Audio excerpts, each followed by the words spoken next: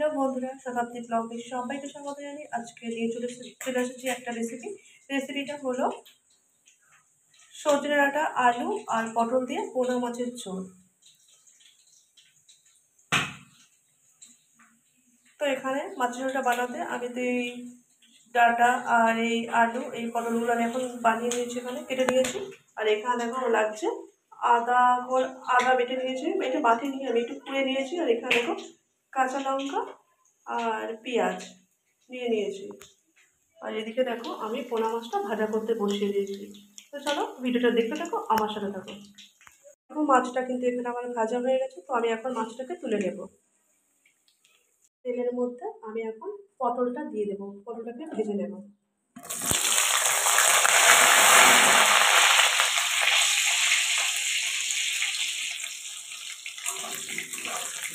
তো পটলটা এখন একটু ভাজা ভাজা হয়ে যায়। পটলটা এখানে ভাজা হয়ে গেছে, তো পটলটাকে এখন আমি তুলে নেব।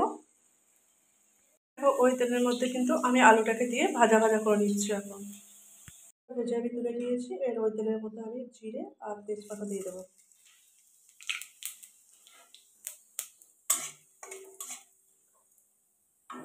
এর মধ্যে আমি এখন পেঁয়াজটা দিয়ে দেবো।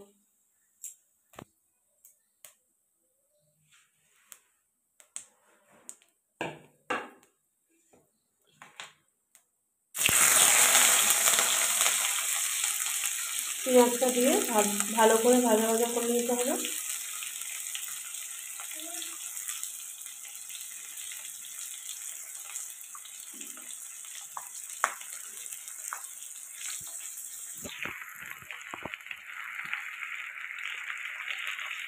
আমি আদাটা দিয়ে দেবো, দিয়ে দিলাম।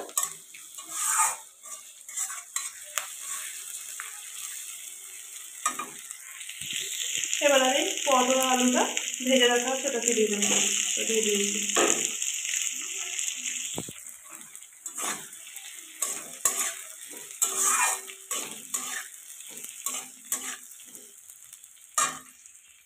এখন আমি হলুদটা দিয়ে দেবো।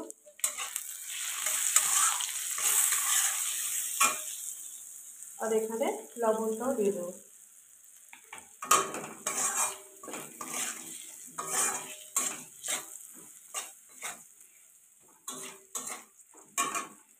তারপর আমি জলটা দিয়ে দেবো। তো দেখো জলটা দিয়ে দিলাম।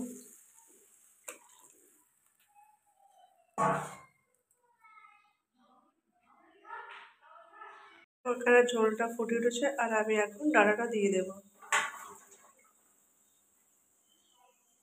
দেখো এখানে ঝোল ফুটে গেছে, ডাঁটাটাও সিদ্ধ হয়ে গেছে। এখন আমি মাছটাকে দিয়ে দেবো। তো মাছটাকে দিয়ে আমাকে একটু ফোটাতে হবে। দেখো এখানে আমার মাছের ঝোলটা রেডি হয়ে গেছে। তো আমার আজকের এই মাছের ঝোল রেসিপিটি তোমাদের কেমন লাগলো জানাতে ভুলো না। চ্যানেলে নতুন হয়ে থাকলে চ্যানেলটিকে সাবস্ক্রাইব করে পাশে থেকো।